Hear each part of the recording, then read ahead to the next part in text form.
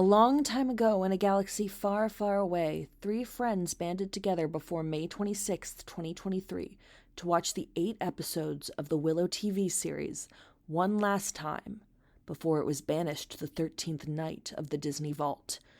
On this journey, they will encounter things such as luscious hair on himbos, badass fights involving magic and swords lesbians, incredible ships, practical effects, landscape porn of whales, and a story about destiny, legacy, honor, and love.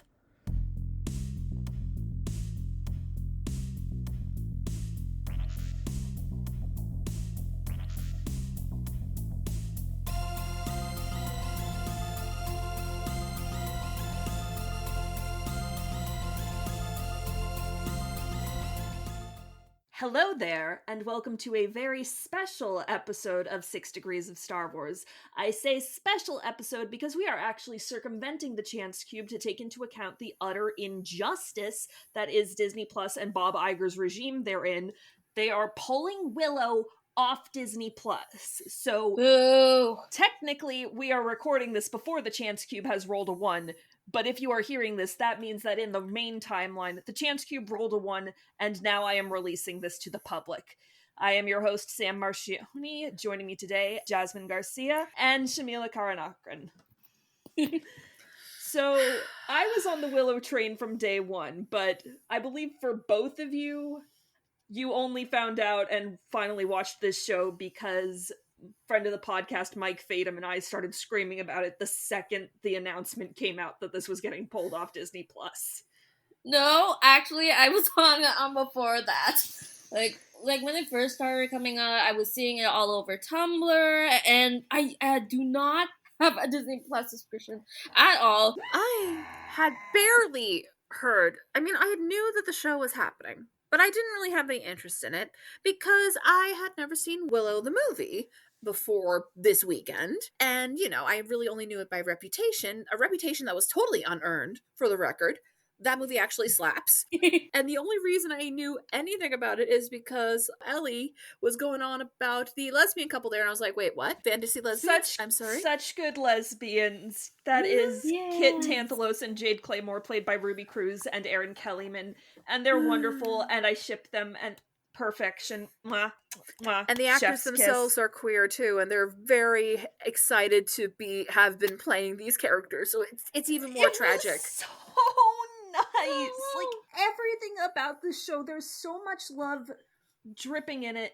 And to keep to our Star Wars theme a little bit, I would argue that Willow the series did what the sequels tried to do, but it did it well, because you could tell Jonathan Kasdan, who is the showrunner and also the Nepo baby son of Star Wars writer Lawrence Kasdan, put in very consistent and clear amounts of work, and he's made it clear that he has this 3-series plan for Willow. He talked about it when the show was first rumored to be getting canceled, and there was this whole nebulous thing of like, oh, it's not technically canceled, but the actors are being released from their contracts to pursue other projects, and now Disney's like, yeah, we're yanking it off after less than 6 months. And, which is complete bull. And during a writer's strike. Yes. And even if you make the bandwidth argument, which everyone in my family keeps on doing when I tried to explain to them the injustice, and I'm just like, no, okay?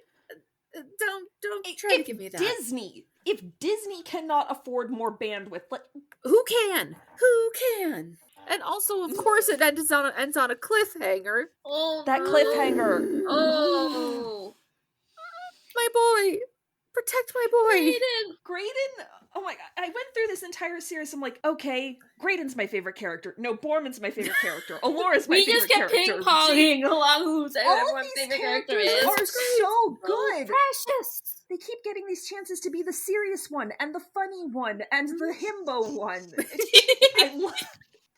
I love it. I will admit, it took me a long time to warm up to Kit, though. Unpopular opinion. She's not hard to get started. What did you expect? Yeah. I think that's the brilliant thing about Kit, because they lay it out so clearly from the start.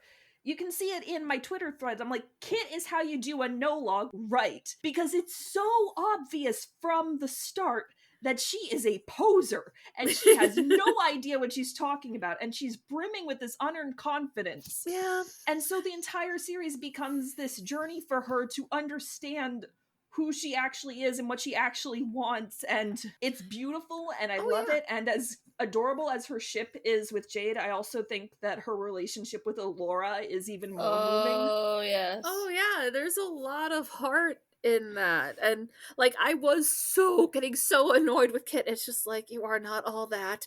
And I recognize that the show recognized that. It's just a matter of I was just waiting for her to have her fucking character development because she was grinding my gears. But it's probably because I can see a version of my teen self who would have thought she was the absolute coolest and missed the entire point. And it's A+ to the casting department because Dempsey Brick and Ruby Cruz, they nailed it. Absolutely. They look like Val Kilmer and Joanne Wally's children. Honestly, so good. This also gives me Star Wars vibes because they give me the vibes of like Luke and Leia if they were raised together. Yeah, especially in those flashbacks. Like, so good. Like, is it just me or does little Kit almost kind of look like little Leia a bit? A little bit. God. And there are a ton of other great, like, there are quite a few Star Wars actors who actually cameo in this. Besides Aaron Kellyman, who was Enfys Nest in Solo, we also get a vocal cameo from Sam Witwer as General Kale. He's best known as the voice of Darth Maul. And Juna Suotamo, I really hope I'm pronouncing his name right, but he took over Chewbacca from Peter Mayhew, and he plays the Scourge, the guy with the cage over his head. He's a member of the Gales. So I love of course, Warwick. when Lucasfilm people appear in different things together. It's amazing. Yes. Oh, God. This is really good, and I'm upset now. I'm so upset. And, like, you know, going back to the Star Wars connection, literally the whole battle with Eric at the end, I'm like, okay, so this is basically just Mustafar again. Yeah. It's Mustafar, but with the twins instead of Anakin and Obi-Wan. I mean, he even kind of, it's funny that they cut his hair, because he definitely would have looked more like Anakin if they had. Maybe that's why. Oh my God. That was such a... The first time on Tumblr, everyone was screaming about Eric having his hair cut off. He's I like, wondered now if he just looks like a generic guy. And like, you know that Kit gave him shit about this after the I whole... hope so.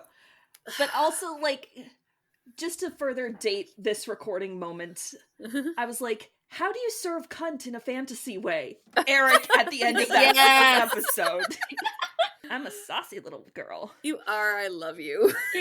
It's all I have right now in terms of my rage. So we've squealed about nearly everybody in the main cast, but I think we need to give a little more time to Amar Chadha Patel as Borman, because oh my god. Oh yeah, he's the funniest one. He's easily the funniest one. That shower scene still cracks me up. He's like in a shampoo commercial.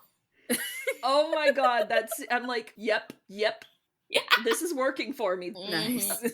So that's everybody that it's great to have as members of the party. But then I love what Warwick Davis and Ellie Bamber do as our two main characters of Willow and Allura Dannon. Like, would I have been mad if Aaron Kellyman had been playing Allura and Ellie had been playing Jade? No, I wouldn't. Aaron Kellyman would have crushed it, but at the same time, I can't imagine anybody else being Jade. And Ellie has this great thing, and that's another thing where it's like, I feel like it's the same thing with the sequels. Like, all the criticisms that Rey had about, oh, how is she so OP? How does she know how to do all this?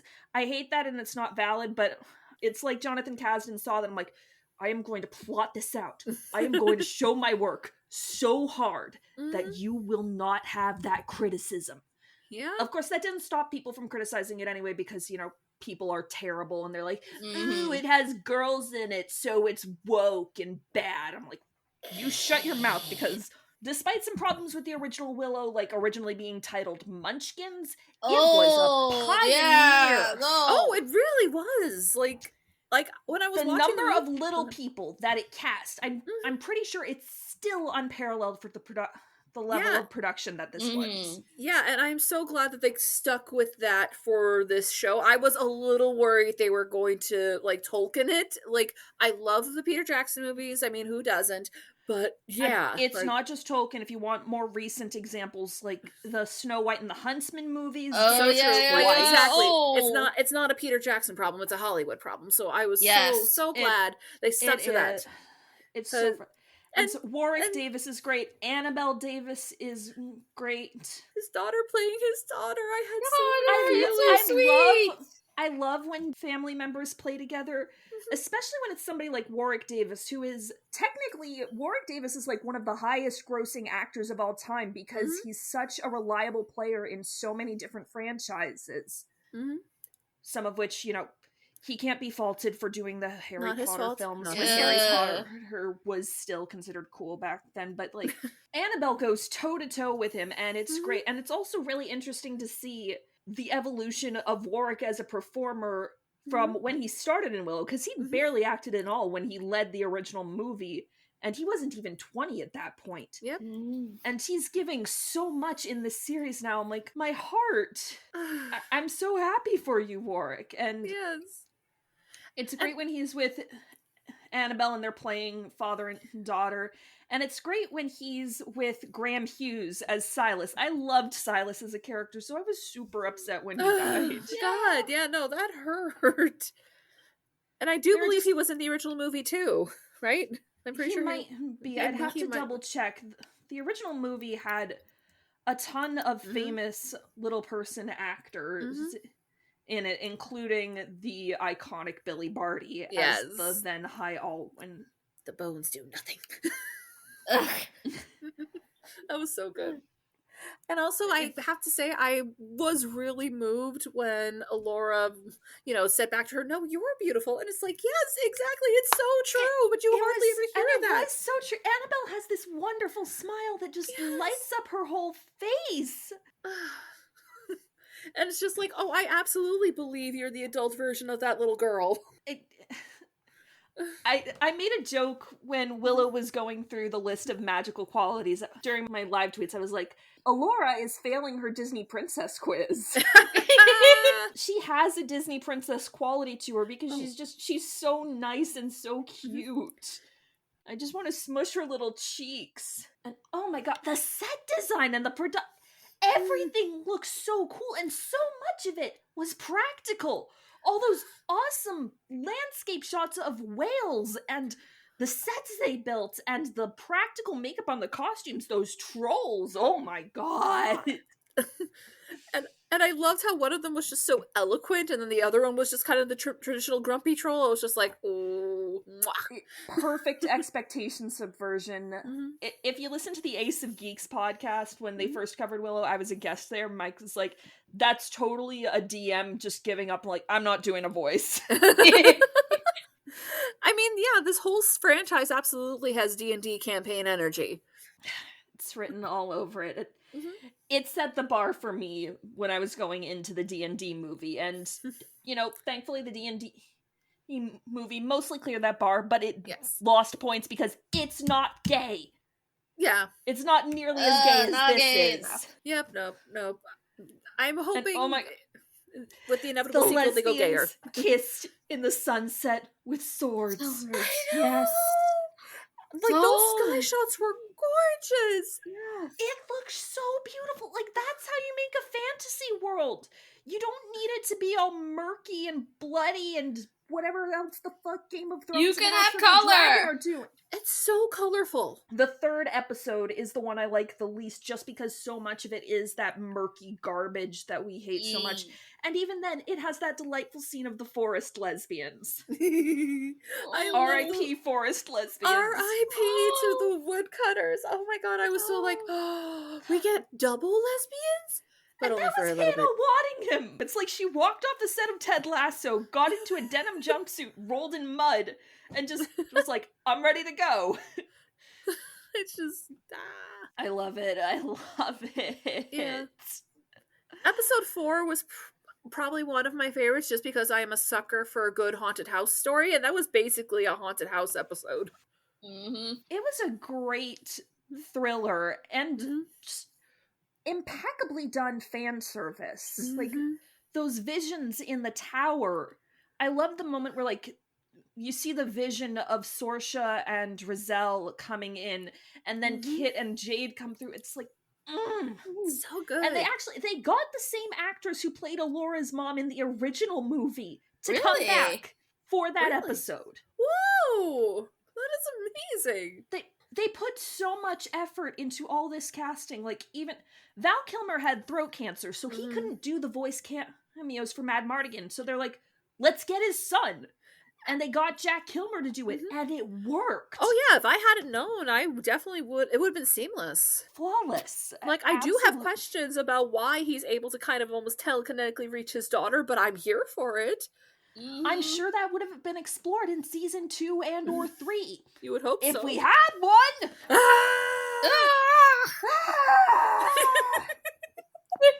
My favorite episode, though, I think it's Wildwood, partially because we get a lot of good Jade character development there, but also it's a really fun episode that, you know, delves more into character development, and it's a good way of people are talking, yeah, but they're advancing their characters as they do it, and we get to see them with their inhibitions lowered in one of those ways there it's like, it's so hard to do a drugs are making this plot development happen, speaking as somebody who knows Jasmine because we did a Midsummer Night's Dream together. Oh, actually, I did. I wasn't in the gang yet.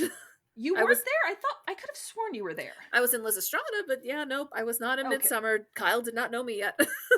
Well, I mean, Worlds Elsewhere still exists because yeah. of Midsummer, so it counts. So Truthfully, And that is true. It brought it's us together in a responsible for weird all way. of us being here, but But the that is truth true. It's hard to plums, do. those sense of lower inhibitions and just laying your shit out on the table, it's so good.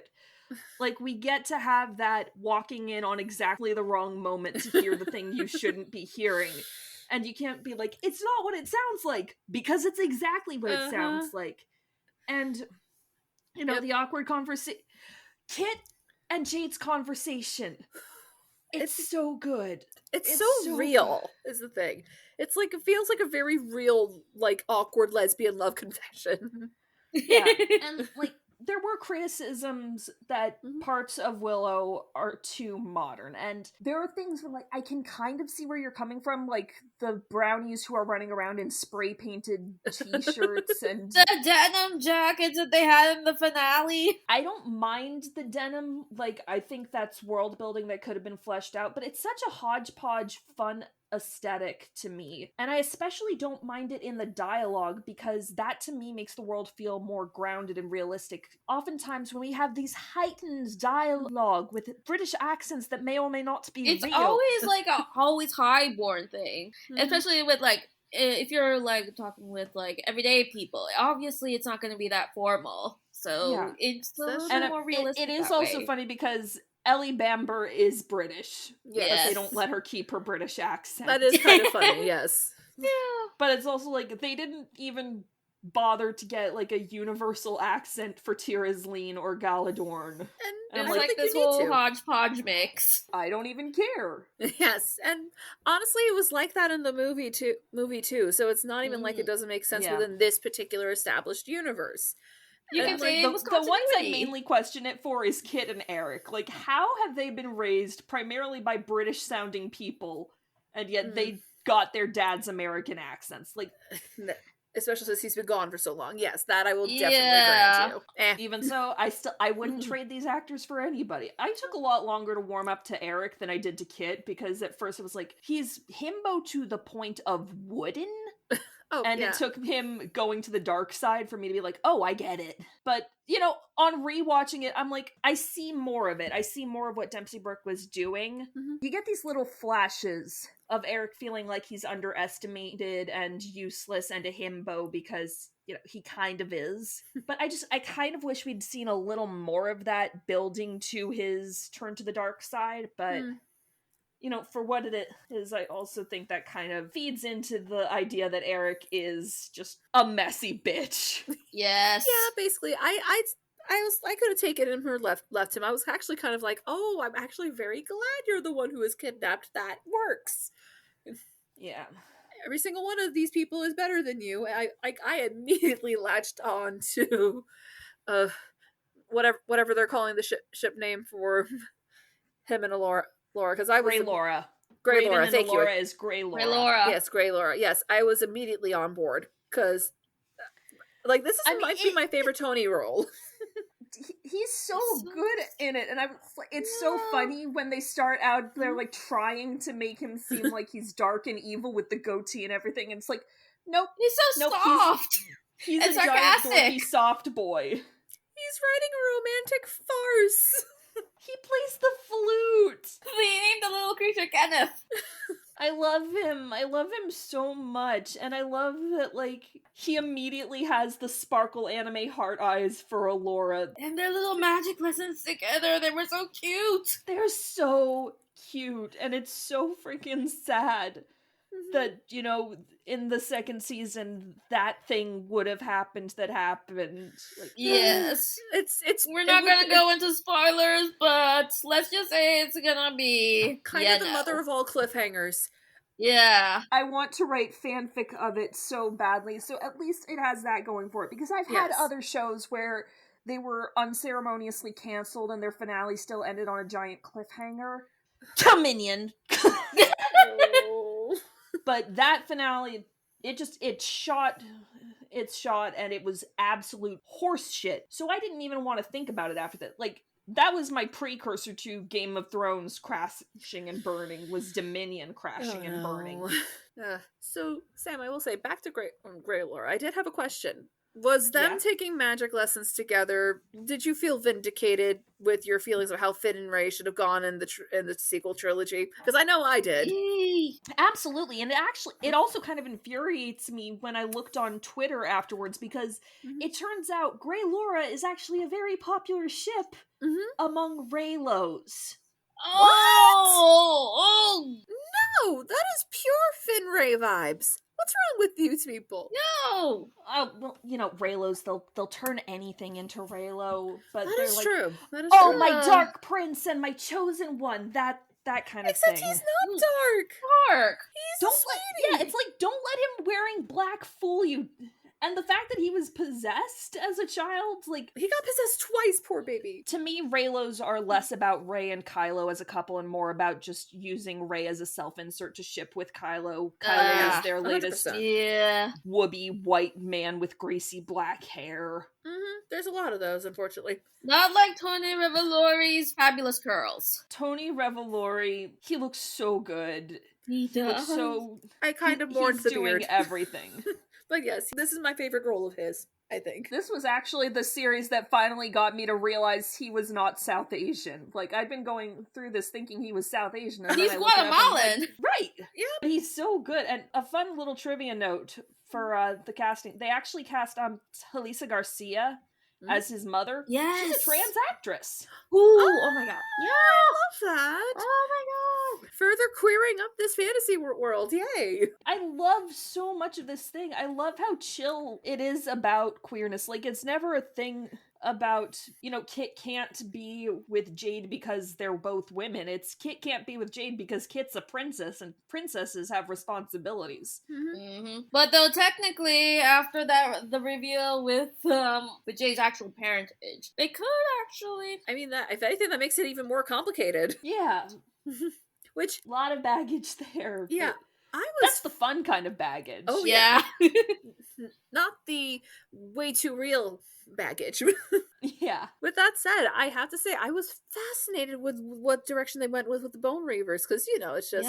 Yeah, like, that was so smart. Yeah, it's kind of like how the Tuscans got reworked into something better under the Disney era. I'm not saying that it's not still super problematic. I mean, yeah. What they did in the original, but I like the Bone Reavers as this liberated, free-forming, nomadic people that aren't directly parallel to the Romani in a way where it would be gross, but the one thing I had a quibble with was the idea is when Scorpia says, Bavmorda freed the slaves of Galadorn in exchange for them promising loyalty. I'm like, that's just new enslavement, so shouldn't it be considered a good thing that Bavmorda is dead now? And, you know, I guess they kind of rolled with it, but I feel like maybe... I don't know, maybe they saw Sorsha as like a new oppressor on the horizon, so that's why they did what they did, and why Jade ended up where she was. Yeah, I kind of think that's more or less what was going on. Like, sometimes it's hard to tell that you're basically just repeating patterns that you thought you were breaking, pretty much. At least I think so. But yeah, it is interesting because a lot of Lucasfilm products are kind of doing that sort of thing. Like, I just read Brotherhood by Mike Chen, and they basically took the country that the Trade Federation were from, and he did some really interesting commentary there and really fleshed out the culture. And I was just like, I cannot believe that one of my least favorite parts of Phantom Menace is now something I'm kind of fascinated by, because, you know, it was written by an Asian author, so he can kind of take those stereotypes. It's just like, okay, let's make some commentary. It depends on who's doing it and who reformats it into something better. Like, I live for that kind of reclamation. Also, on the subject of the Bone Reavers, Borman and Scorpia. Oh my god. Exquisite. You ensorcel me with your wit and your marvelous beard. Or am I doing it wrong? That was basically the line. It's a magnificent beard. It is such a good beard. Yes. It's like Rahul Kohli level beard. I also loved the line of, like, I could make you stay, you know. Make you my prisoner. Scorpia, don't you know? I already am. Yes! Oh my god. Like, romantic dialogue A+, right up there with if I start kissing you, I may never stop. I know. Oh, there are such good ships in this. Such good ships. God. The triumphant of good ships. And with the exception of the battle where you can't see jack shit, the fights are all so good too. Like, all the sword training they did, you can see it in every movement. And all these cool magic effects, like, I love it. And even, like, when they put the dust up, it's effective. Because, like, boom, smoke bomb. And it adds to the confusion of who's where. Like, that's how... I didn't even notice when Eric was gone until it was too late in the pilot. Yeah. Which... Like, it is... I am astounded. There's so much love and work put into this, and they didn't market it for shit. They didn't market it at all. There was, like, barely any trailers. Apparently they showed one teaser at, like, Star Wars Celebration, but there's no merchandise, which I especially resent from her universe. Like, Ashley Eckstein, I would wear the shit out of a Laura's green sweater thing. That looks so comfortable. And you're telling me, like, nobody wants Kit's leather jacket? Come on! BS! And the only reason I even knew about the show in the first place was on Tumblr. They were showing the gift sets of Kit and Jade fighting, as well as intertwining with, like, Scorpia and Worman dancing, and and that end bit with the end bit with Willow and his staff. That was just pure magic. Gotta hand it to Tumblr. It has its problems, but it is at least good at boosting the underdog shows, I guess. Yeah, even with the original Willow, whenever I would go to the doctor's office, they would air TV commercials of it all the time, to the point where every time I went to the doctor as a chronically ill kid, this would show up at least twice during my visits, and it got to the point where 7-year-old me wanted to see this and did not know, and because there was no closed captioning, did not know where to watch it. So it wasn't until I was like 12 or so that I got to watch Willow in the first place. But considering how much advertisement the original got compared to what we have now, it's complete bullshit. I mean, Disney seems to be doing that in general a lot. Like they barely advertised Strange World. I think they advertised Hocus Pocus 2 more than they advertised Strange World. They definitely did. Which Mhm. Strange World was also very good, and everyone should go see it. Like, it's way better than you would think. Do you think this is just a gay thing? Do you think they're pulling Willow because gay? I really hope not, Oh, considering and how then you're trying to with position Strange yourself World, as it's like against, a really like it's like he, a really concerning they pattern. are not shy about it. Like he's, like that's what's really frustrating because. Like, that one meme where it's Huck saying, I don't care if you win, I just want DeSantis to lose is so true. Because they are constantly, they want to profit off of queer people so bad, but they don't want to actually walk the walk. And that is a problem. You know, maybe they would have paid Willow more attention if Willow had one of these. Nobody can see this because it's not a video podcast, but I'm holding up my Grogu. Yep, Sam always has their Grogu. Yeah, it's not like Willow's short on merchandise. Like, no. Cheryl Andrea's wand could have put a dent in the franchise that we hate market. Yeah. Or Willow's staff. The staff! Willow had a flamethrower! And he did! I was like, eat your heart out, Ash. And Kate gets multiple swords that are both so cool. And the armor! That armor. That Iron Man ass armor. Jade will help you get the armor off, Kit. Yeah, I saw Hey. it. Oh yeah, no, the way she was just actively checking her out is just so good. Yeah. You knew she was helping her out of that armor that night. Obviously. And I love the transformation of the armor, because, like, it's going up and down Kit's body, but it's not gross or pervy. No, It's just a cool transformation scene. Like, Jamie Childs did a really good job on the last 2 episodes.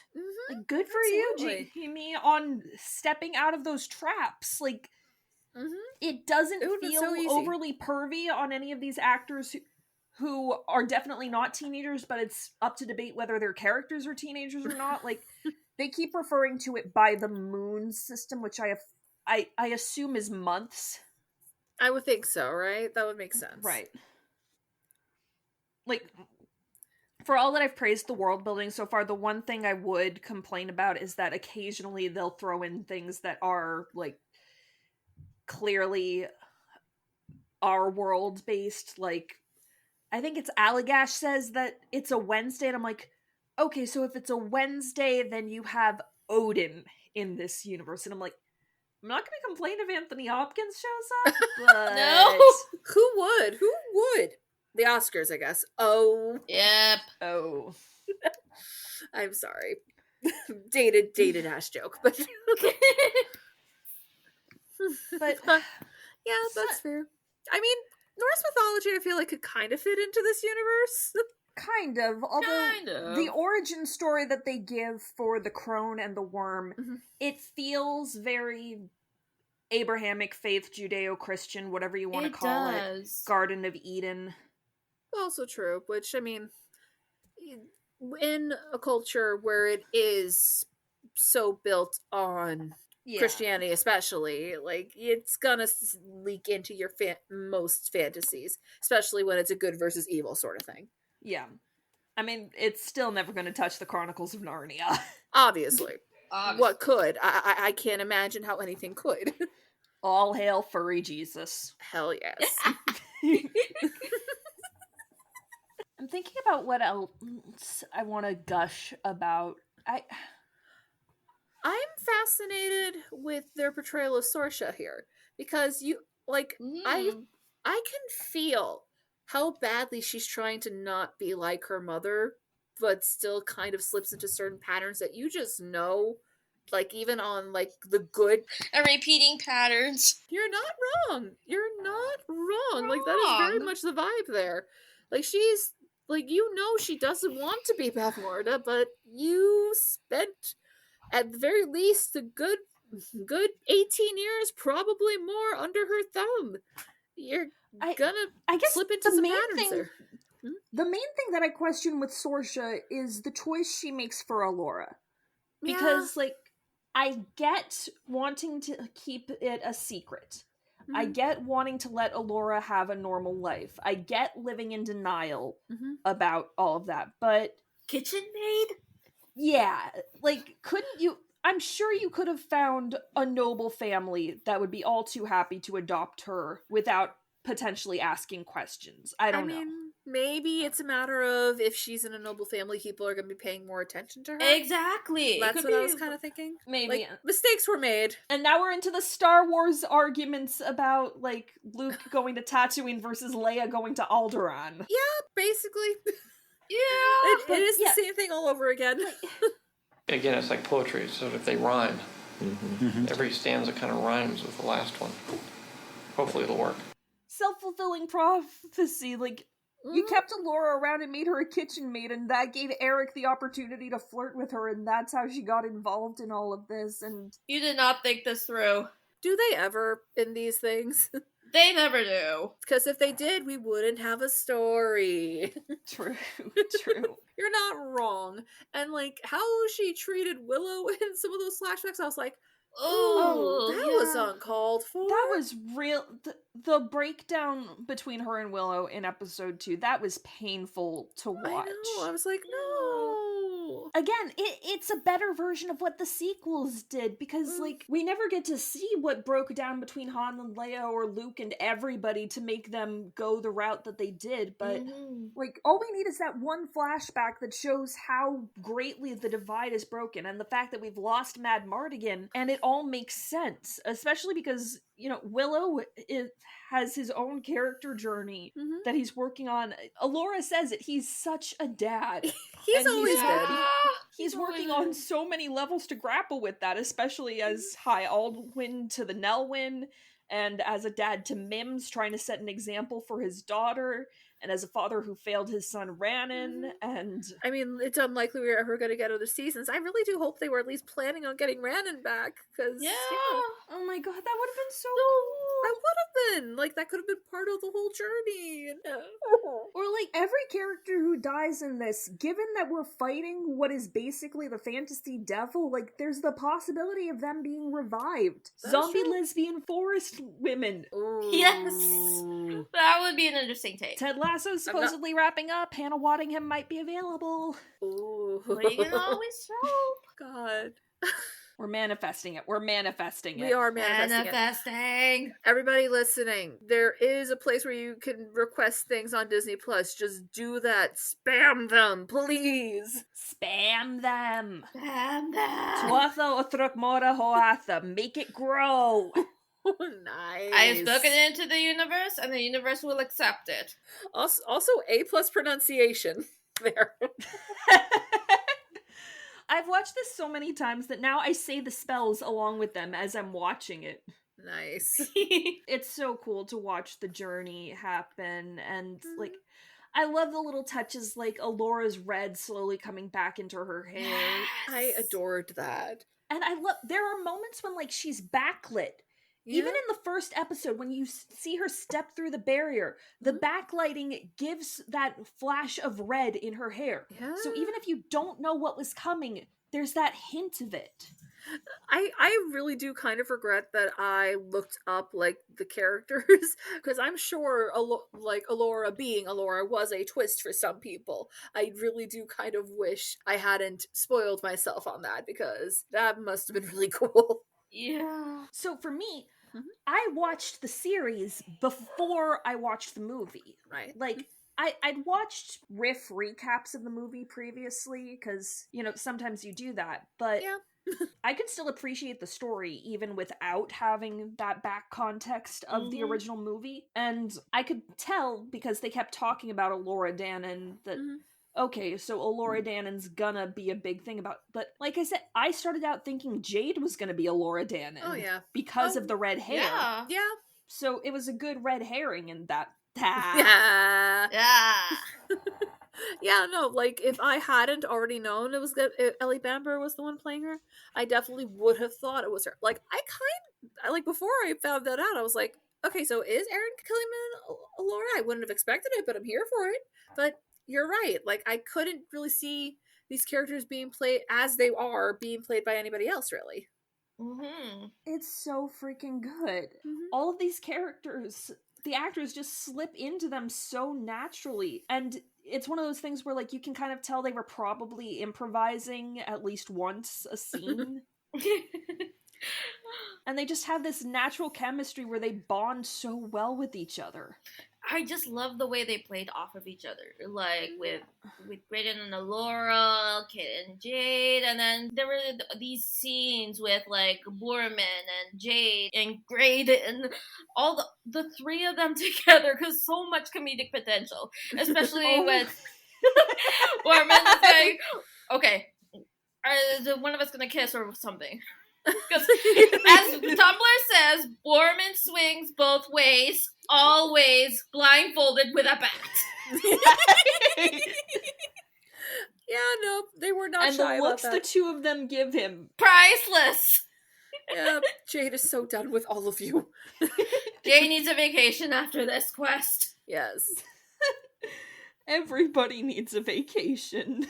Also correct. So I will fall back a little bit into being more constructively critical. Like, the appearance of Lily, which is the young, hot version of the crone that I was wondering if that was going to come up. Oh no! All over Tumblr, the disgusted lesbian reaction cam. Okay, that part was great. I don't know, maybe it's because I'm still a sucker for seduction to the dark side stories, but I kind of wish that she and Eric had been in more of the series, but then we might not have gotten as much of the main party questing as we did. Yeah, pretty much. Like, they're okay together. Mostly, I don't buy that Eric falls for her as easily as he does. No. Because they spend so much time doing that bicker thing that I abhor. I was talking in my live tweet about how the opening episode does banter so well because it's playful and it's fun and you can tell that there's love and respect underneath.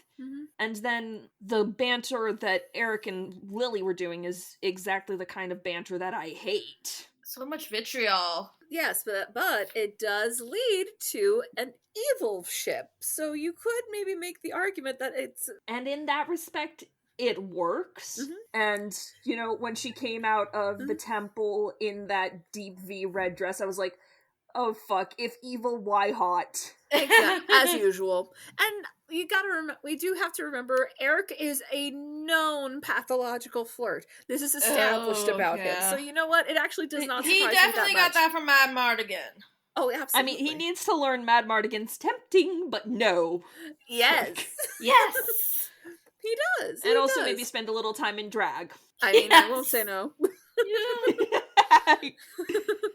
But no, and when you combine that with the fact that he is trapped in this dead wasteland, probably thinking he's never going to make it home again, it's just like, okay, I need something to hold on to. And he drank from the glowing water that, Don't drink from the warning water, sign. buddy. That is such a clear warning sign. How did you miss it? Because he's a himbo. Although even himbos can tell there's something up. Ken would never. You're right. Because Barbie would smack his wrist. On the subject of himbos, Allagash. Yes, Christian Slater. See, I loved everything about Allagash, and because I watched this series before I watched Willow, I actually thought he was Mad Mardigan when he said that. I was just like, he sounds kind of like him, it could work, and then it's like, nope, I'm a singer, and all my songs are terrible, and I love it. There's always a funny bard in one of these, and he just delivered. Yeah, basically. Yeah. I did not have Christian Slater as a funny bard on my bingo card, but I am here for it. My favorite thing that he says is like, I'm not Mad Mardigan. Who the hell are you? Mommy Allagash's brave little man. Like, what? I know. It's like, oh, you're a mama's boy too. Aww. Just such a silly, goofy guy. And that's what you should have. You should have that. Like, let everybody have fun. Let them laugh in the face of death. It's good. It's okay. It's cleansing. It's cathartic in a way. Oh my god, I'm looking up, like, the development thing. At one point, John M. Chu was directing this. Like, he directed the pilot, and then they had to replace him because he left the series. Wow. Whoa. Okay. It could have been And, entirely like, different I get it. series. He has Wicked to do questionable things with, but Oh, Please, yeah, I want that to be good. I want that to be good so bad, but I'm so scared. I'm so scared. Because all of the changes he made to In the Heights were the wrong changes. that's sad. But like, I love the directors that we got for this. Like, all the directors we got were so good, and you know they have. Hang on, let me just run through who we have. So we have Stephen Wolfenden, Debs Patterson, Philippa Lothorpe, and Jamie Childs, and everybody got 2 episodes to do. So in every case, they have 2 episodes to do 2 different things. So like Stephen Wolfenden did the 2 first episodes, so he got to set the tone, but also then doing the High Aldwin, you get more of that kind of nostalgic flashback return to Willow. And then we move into Debs Patterson doing Battle of the Slaughtered Lamb, which is mostly action scenes, and then that amazing high-tension Whispers of Nockmaar. Philippa Lothorpe got into the feelings for Wildwood and Prisoners of Skellen, and then Jamie Childs has Beyond the Shattered Sea and Children of the Worm for the big emotional climax. And they all do really well. Like, their styles are distinct, but they flow into each other. It's great. Yep. Oh my. I hope all these directors get to do more. Yeah, I hope everybody involved gets to do more. Like, we need more fantasy exactly like this, basically. Give me more of this. It's like going Let fantasy be fun.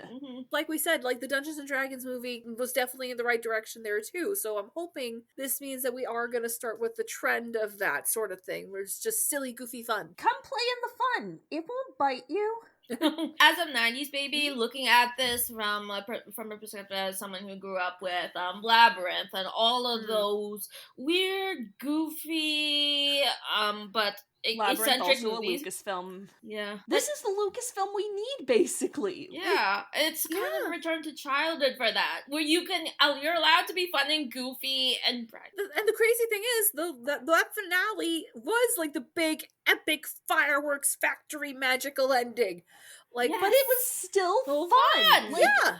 That sense, see, I've decided not to marry your brother. Why?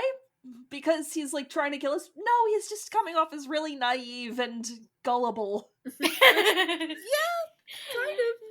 And or like when she told him that old you would look at you and gag. Yes, especially with that haircut. Oh my god. Oh god, I can Or totally like when see they're Eric standing being back to back facing Eric and the Gales, and it's like, no, you're doing really good. Keep going. Keep going. They're sharing one brain cell. I love Kit and Alora's relationship so much, because I Kit know. starts out being this snarky little brat, Yeah. and Alora's just trying her best. She's just and they slowly come to respect each other, and they're sisters now. They're sisters. But yeah, no, I just had a mental image of old Eric taking one look at the new Eric and just like, what have you done to my hair? I mean, to be clear, Eric, your old hair wasn't that great either. No, but you think he knows that? You wish you could have Graydon's hair or Yeah. Borman's hair. You wish you could have that. Oh god. Borman, I want to know what shampoo they were using, not just in universe. I want to know what is Amartya Patel's. Most likely beauty he's routine. using coconut oil. Like us Desi's, we use Probably. coconut oil. Latino soup. Okay. Coconut oil, got it. The pasty wasp will take note. Somebody needs to set Borman's waterfall scene to, like, L'Oreal or something. Yes! I'd be shocked if no one has. Oh god, I should check Willow TikTok after this. Ooh, yes. Yes. I wonder what Willow TikTok even looks like. Oh, I've been Sword spelunking in lesbians. the Tumblr It's tag. called Sword Lesbians. sword lesbians. So many sword Tantha Moore. Tantha Moore did win the Willow ship dominance. Oh, Like, yeah. And there's probably a lot of cute Grey Laura moments, especially with their magic lessons. And like, I don't count what happened to them in Nockmaar as a kiss, but Alora calls it a kiss, so I guess that works.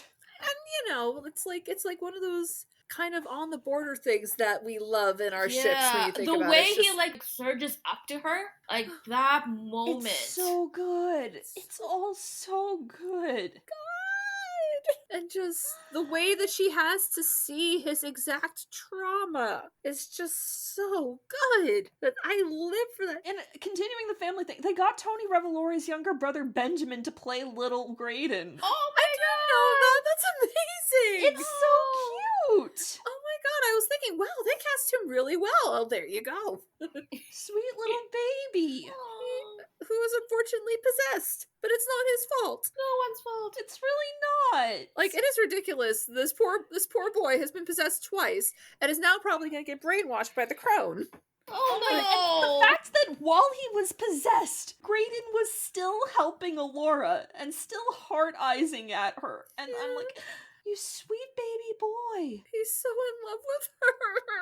Like, it is a testament to how special this show is that us who usually are definitely going to prefer the gay ship over all else, they're giving equal time to both here. Because it's two different journeys.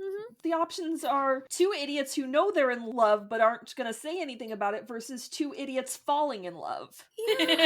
And everybody is an idiot. Yeah. I say idiot with love. Yes, Jade is the only affectionate. one with even a remote brain cell, and she's like tossing it around. So, and she, like literally jumping off a cliff to get the kit. I Now mean- she's tossing the brain cell there. Yeah. Despite Borman's best efforts. Borman does have a brain cell sometimes. Honestly, Borman gives a lot of insightful advice. This show has so many great aphorisms about growing up and feelings, and it's like, okay, is this another reason that, you know, the neckbeards didn't like it? Is because it was about healthy relationships and masculinity and courtship, and Most Because, likely. yeah. it's just so unpretentious. Even the original Willow had that, given how confident Mad Mardigan was in himself. Like, yes, I will dress in drag to survive. What of it? I don't mind that I just got rolled into a giant snowball. If anything, when he got love spelled, he was more like, oh god, is that really how I tried to hit on you? Yeah. When Sorsha tells him what he did. Which is very funny. It's a nice so great. It's a nice play on that whole trope because that could have gone so wrong, but they gave it the mockery it deserved. Borman's reaction to the pigs thing. A plus. Spitting That it is how out. you react when you realize you might have accidentally done a cannibalism. Yeah, which is very funny because I'm rewatching Hannibal right now. Oh no! Don't do that to yourself. Oh god. I love this show. I just, there's so much that's so good about it. Oh, and the music. Like, Oh yeah. Xander Rodzinski picks up the baton and just goes for it. And it's so good. And then the random like needle drops in mostly the end credits. Like, I have literally added every single one to my 2023 and Me playlist because every year I make a specific playlist of all the new songs I find. The needle drops are great, but I think my favorite one is it's at the end of Wildwood when they don't do a needle drop. They just end on that bummer, and Yeah. it's silent at first, and then they slowly go into the instrumental. It's Yeah. so good. That is also very good, yes. You can tell in every single aspect of this show there was so much time and care being taken. So much love. It's not fair, man. It's just not It's fair. not. Oh. Oh, and did either of you get a chance to watch the Behind the Magic documentary as well? I did not. No, Would you but recommend it? I've seen parts of it. Like I've seen the. I absolutely recommend it, especially because I'm pretty sure it's going away as well, but it's so sweet. And there's just this great sense of community among them. And, like, it's a little hard for me to tell what is or isn't scripted, because there's, like, a whole thread of Warwick supposedly, like, hazing Ellie. Oh no! Like, Warwick being a diva because he's mad Ellie is stealing the spotlight. Oh. That sounds like a joke. And, like, he keeps stealing the wand props or, like, teasing her. But I think... That sounds like a I joke. think it's fake. Yeah. But it's still so cute and funny to watch. I watch it, I had a smile from start to finish. Aw. I love this series. I love everybody involved with it. It's so good. All of it is so good, and it breaks my heart that it's going away forever. Pretty much, yeah. Yeah. So Mike put up a great tribute video to Willow that I will absolutely link in the description of this podcast, because it's just... it captures my feelings so well, and I wish we had more time. Yeah, basically.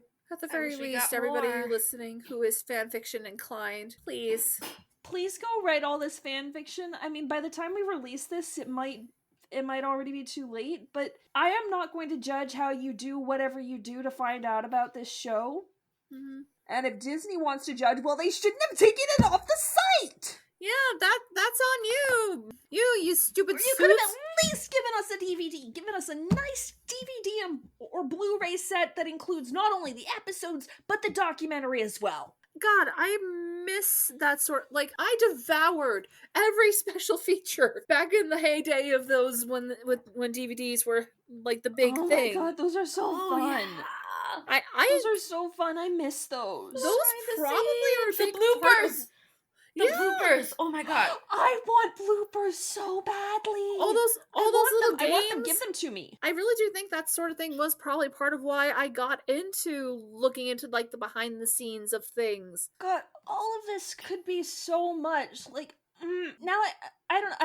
I'm morphing into EFVD because I'm like. I want to imagine going into the world of Tirazleen and Galadorn, and I want to eat truth plums, and I want to ride a minecart through Skellen, and I want to take a boat across the Shattered Sea and see a mudmander, and I want to live in this world. I want to do like an immersive Ren fair that's all Willow. Yeah, like, you know what? You want to get back at the other park for snatching it up when you didn't want it, which turned out to actually be a good move? This would be what you could do. Like, that would be such a cool addition to Fantasyland or something. It would be so cool. Oh my god. All of this is so good, and now I'm like thinking about if I did cosplay as Laura, would anybody even recognize me? Probably not. 'Cause Not even with the nobody gave fabulous this power. series Well, we have enough that little. We still have our chances. little niche. We still have our little niche of fans who know. You would look absolutely darling in that flower crown. Oh, yeah. I really like her braid in the Wildwood. I That's like a the nice one, braid too. with like the little tabards over it. Yeah. And I love that her pants look like a skirt. Like that's A+. And I'm a sucker for arm warmers, so I love those too. Everything about Alora's costumes is my favorite thing. Yeah, and who's gonna be the one to wear Kit's armor? That's the question. I mean, I Oh. guess my hair's kind of close enough. Plus sized kid? Why not? Why not? Uh, We're all plus size, so. And there's nothing wrong with that. Like, that's another minor like, I get why they needed to have everybody in shape for, like, the sword fighting and stuff, but, like... There are fat sword fighters. There are fat fencers. I have seen them. They were on my fencing team at university. Fair enough. Okay, fair enough. And you know, and again, that it's much like with the Tolkien movies thing. It's more of a Hollywood problem than a problem specifically with the series. And I do think I'm not saying cast me specifically, because I'd go into the first day of sword fighting training, immediately sprain an ankle, and then I'd be hobbling around worse than Carrie Elwes in The Princess Bride. Fencing is hell on the legs. Like that ATV incident. Oh my god. That's another movie that this reminds me of, The Princess yeah. Bride, because Yeah. everybody is so smart, but everybody's also clearly a bisexual disaster except for the lesbians. yes.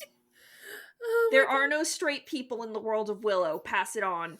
Hell yes. Everyone swings every other Actually, way. there's one straight person. It's Graydon's father, and he's the worst. Yes, that's true. We hate him. We hate Sim Precious.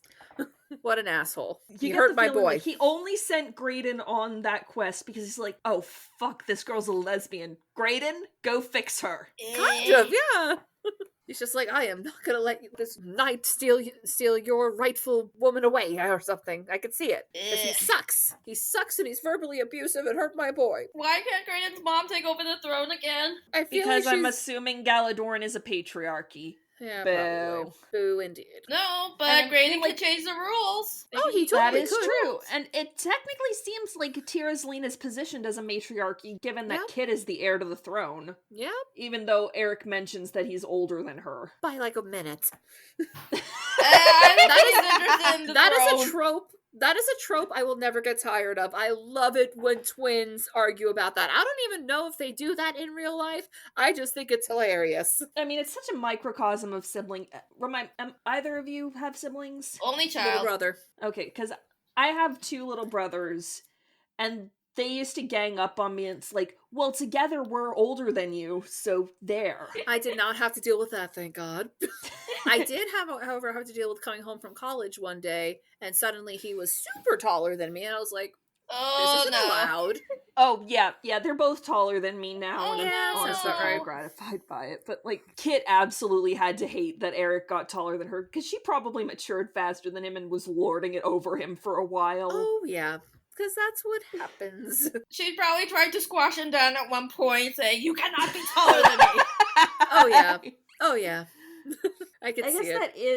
that is the one other thing. Like, in the pilot, you can so clearly tell their dynamic, but at the same time, I wish we'd gotten more time with them before Eric was taken, just so that it would have been that much more meaningful. Yeah. Which is probably part of why they had, like, the magical flashbacks in the first place. Yeah. Which I am a Oh sucker my for God, that sort of thing. And the moment when they're both drowning in the elixir and they're reaching for each other, I loved that. I loved that. So smart. My babies. Our fantasy twins. Yes, and there were really some trippy kind of moments in this series, weirdly enough. Like, that was one of them. It's all so good. It's just bouncing from genre to genre, plot point to plot point, and it's making these heel turns flawlessly. I love it. I'm I so love all mad of I it. slept on this. I am furious that I slept on this. I'm furious this is the first time I've watched it all. It's so unfair. They didn't give it a chance. Like, the most marketing I saw for it was like, for a while they had the Willow hashtag go with a logo, a little Willow emoji, and it was a cute little emoji. Oh, I believe it. And now it's gone. They smothered it before it can start in flame. Which they do with so many shows these days, too, is the thing. They don't even... Like, most shows really do need, like, a couple of seasons to really catch fire. It's not fair. This is antithetical to storytelling. What are they expecting? They don't care. This could have killed if they put it on ABC. Oh. I mean, I'm going off of the logic that, Once Upon a Time lasted for 7 goddamn seasons. But then Gallivant. Oh, my sweet, sweet Gallivant. This does have some Gallivant edges too. Like, there was a moment when I'm like 90% sure that Kit made a COVID joke when they're talking about Graydon, and Kit's like, don't let him breathe on us, or like, if I touch him and then I touch my face, I'm like, ah! Because that just made me think back to early quarantine, and it's like, don't touch your face. I'm like, but now it's all I want to do. Oh, God. That whole thing. It's still a thing, unfortunately. We live in a dumb timeline. We're just in this dystopia. And it's a boring dystopia, too, is the worst part. I'm sorry, would you prefer to be living in a fun dystopia? No! It's just, I don't know. Now I feel like when I did my other Balloon Girl video with Chris, and it's like, Henry VIII was a fun tyrant, and I'm like, fun tyrant, okay. Yes, no. I know. I know, it's just, I guess, like, the Hunger Games poisoned me a bit, okay? Oh, God. Nope, we're not going there. I mean, I'm sure I don't have to ask this, but the Force is with it. The Force is so with it. Force is with it. We love it. We all love it so much, and this is a total injustice. Like, they finally found something good for Aaron Kellyman to do that wasn't, questionably morality, whatever the fuck Falcon and the Winter Soldier was, or completely dropping the ball on something that could be really cool. Like, where's her Enfys Nest series? Where is it? it? I mean, I really gotta give Aaron Kellyman's agent props, though, because, like, we got these 3 big projects, then we also got the Green Knight, then that Les Mis thing. Like, she is doing well for herself, I gotta say. So And she got a few horror movies coming up, I remember. Ooh. Good for her. But no, it's I want to see all these actors do more stuff. You want to see them thrive. Amar doesn't even have a Wikipedia page yet, and I want him to do enough to get a Wikipedia page. Yes. That would be great. Oh, gosh. And, like, no disrespect to... But please let him do more than Marvel movies and Wes Anderson movies. Oh, like, yeah. He's a talented... I mean, I will say, I did really enjoy his cameo in the latest Scream.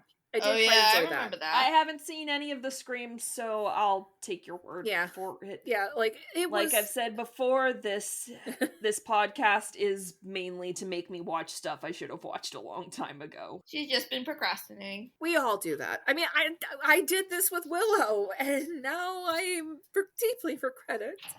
God. Better late than We're sweet never. babies. We knew not what we had. Oh, Amar's in the Wheel of Time, so maybe he'll get to come back. Yes, in the next yes. season. I remember. And then I remember Miracia. I'm looking at his IMDb now, and I'm seeing him without the beard. I hate him without the beard. That bad, huh? You look naked without it. I kind of felt that way with Tony in this, to be honest. I was like, oh no, shaving it was the wrong choice. That scene is so funny. It's like, women like beards. Well, I wish you'd told me that before. I wish you'd told me that before. It's like, oh, he knows nothing, and it's adorable. And the funny thing is, I'm not usually that big on beards, but it works on him. It absolutely does. Him and Dev Patel. Okay, now I'm headcanoning it. Graydon is definitely either gray sexual or demisexual. I could see it. Yeah, I could see it, yeah. And as we've already established many, many times, Kit and Jade are lesbians. Borman and Pan King.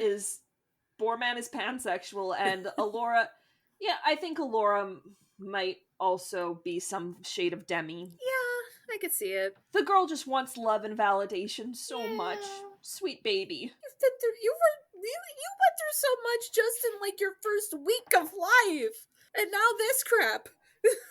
Oh my god, the scene in the tower when she's staring at her baby self. That is my heart. I know. And it really is a cool take again on the whole haunted house thing. It's not even really specifically ghosts. It's the memories of It's whispers, it's echoes. It's of this ancient place where so many awful things happened.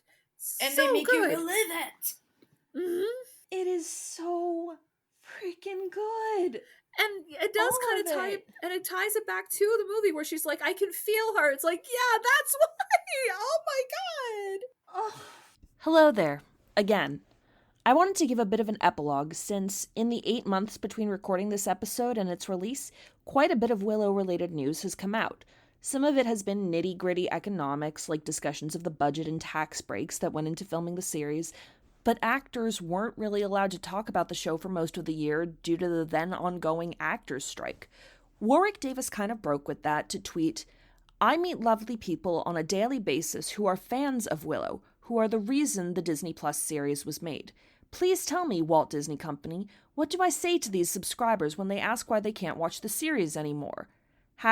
#embarrassing. To the best of my knowledge, he didn't get in trouble with SAG for this, and it's probably because the show wasn't available to watch anywhere officially. We referenced that fact a lot in this recording, and it deeply saddens me that I have no legal way to suggest that you watch the show. But it's also been revealed in sadder news that Ralph Ineson, who played Ballantyne, suffered some really bad injuries during filming that left him with decreased mobility in his arm and shoulder, severely hampering his career.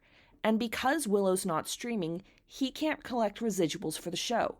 He's suing Disney for damages due to their negligence in the filming, and I sincerely hope he wins. And, I don't know, maybe the courts will rule that Disney has to put Willow back on the site so that he can keep having that stream of income at least. I don't know, let me dream. Tuatha, Authrock, Mora, Hoatha. It's been a long time, and I miss this show. Getting to edit this and relive all the memories of sharing it with people I love, it's really special. So, on the off chance that anybody from the show is listening to this, I hope you know that there are some of us out there who appreciate your work and grieve with you. Thanks for everything. Raise a glass to Willow and to the true Empress until that day. You raise a glass to you. Dearly beloved. To Alora Dannon. To Alora Dannon. To Willow. To Willow. I mean, at least we still have some Alora Dannon in the form of Reservation Dogs, but it's not... I love Reservation Dogs, but I want both. Why not, man? You want our cake, I need it too. Well, I mean, that's what all these execs want, so... If they can exploit our pain, we can exploit our pain. So who has things to plug? I've got my TikTok and Twitter, although you really should stay away from Twitter. Like, God. Under Faye Riviera. And additionally, I am finally starting my own podcast, In Each Retelling, where we explore retellings and adaptations of various works in the public domain. Sam and Shami are in the first episode, which will be dropping Memorial Day weekend in honor of the Little Mermaid remake. Yeah, so watch those spaces. Shami? I am not really much on social media at all. But if you want to find me, you can find me on Tumblr at @karina at tumblr.com. You can find me there for my lists of black women in sci-fi and horror, as well as my many graphics. As for me, I will ask that you keep the spirit of Star Wars alive by supporting artists through the Entertainment Community Fund, and by taking action to support anti-imperial and anti-colonial movements across the globe, partially by using links provided below, and by taking action in your community. And you can find me on the wider internet as La Femme Fictionale, including on YouTube, Twitter, and Tumblr, where you can also find the blog for this show. Our theme music is provided by Refractory Period, the two girls' one-beat synth-pop sensation. You can follow them on Instagram at Refractory Period the band. To further support this podcast, please subscribe to us on your platform of choice, leave reviews, consider joining Patreon, and share with your friends to boost our visibility. And now it's time to turn to the Chance Cube to decide where our journey takes us next.